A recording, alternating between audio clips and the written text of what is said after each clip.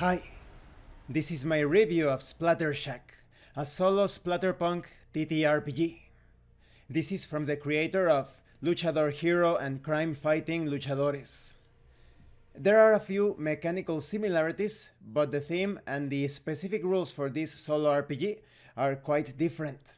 This is obviously a tribute to Splatterhouse, that beloved cult classic where you play as bootleg Jason and start to fight against all sorts of monstrosities, a lot of them references to popular horror films. Now let's talk about the quality of the PDF. The quality is great. My only criticism is that it doesn't have bookmarks and no hyperlinks, so it's not going to be easy to navigate this 34 pages PDF. I recommend that you print it right away. But apart from that, the quality is excellent. Everything is well written, organized, and explained.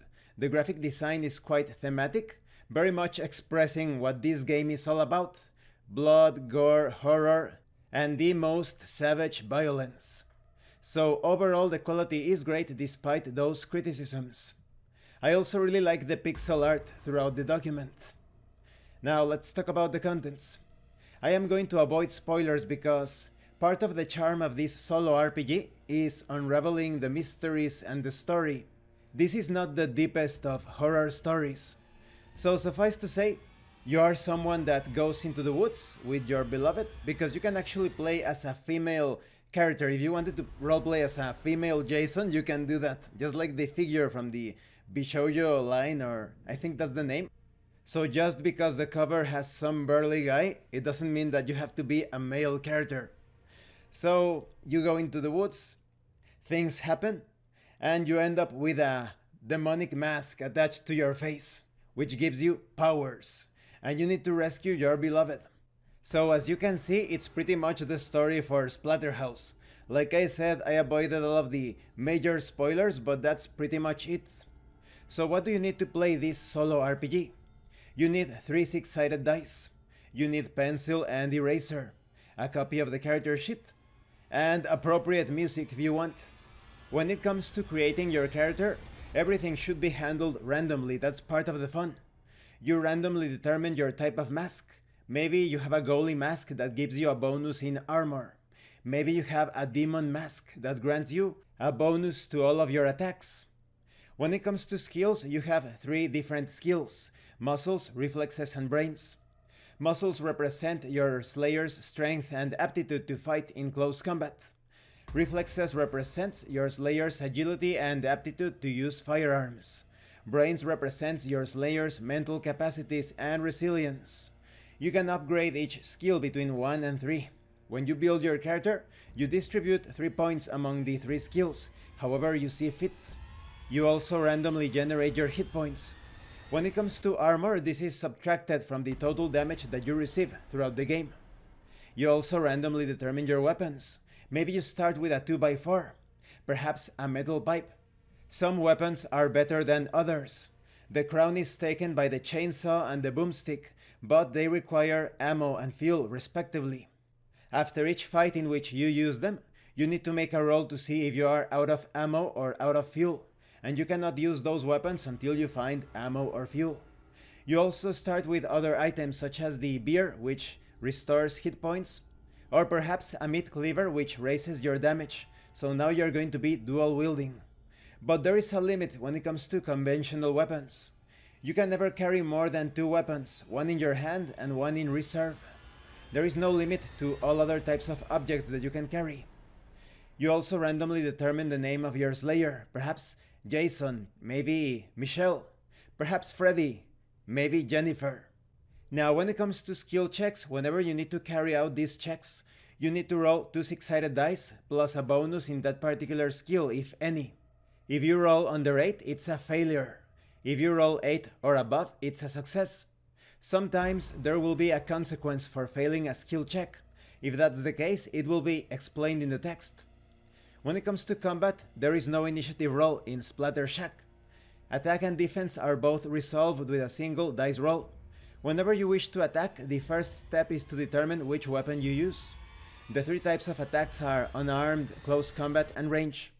So you make a roll, and according to the appropriate table, and comparing the result to the enemy's difficulty rating, perhaps you suffer the enemy's damage twice. Or perhaps you suffer the enemy's normal damage. Maybe both of you suffer half of each other's damage. Maybe you inflict damage and take no damage. Perhaps you inflict a fatality. This is a spectacular, brutal, merciless blow that finishes off the enemy. These fatalities are also randomly determined. There is no way to flee from combat in this role-playing game because your accursed mask is thirsty for blood. So you either eviscerate everything standing in your way, or you fucking die trying. When you are facing multiple enemies, each additional enemy adds a +1 difficulty to the rating and to the damage. You can only attack one enemy at a time. Don't forget to adjust the difficulty rating and damage when the number of opponents gets reduced. When it comes to fatalities, you kill your opponent in a spectacular way, as I have mentioned. You don't have many of them per mode of attack, that is, you have 3 for the unarmed attacks, 3 for the chainsaw, and so forth for each of the weapons. Now, how does the gameplay flow? It's pretty simple, pretty straightforward.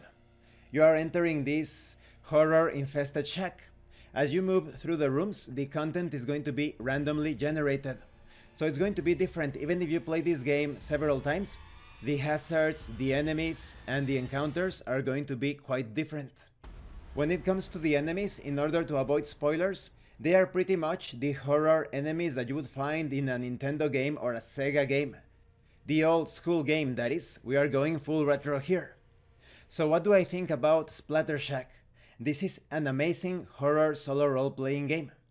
The asking price, of course, means it doesn't have too much content because it's quite affordable, but there is a lot of replayability still, and ways to justify that.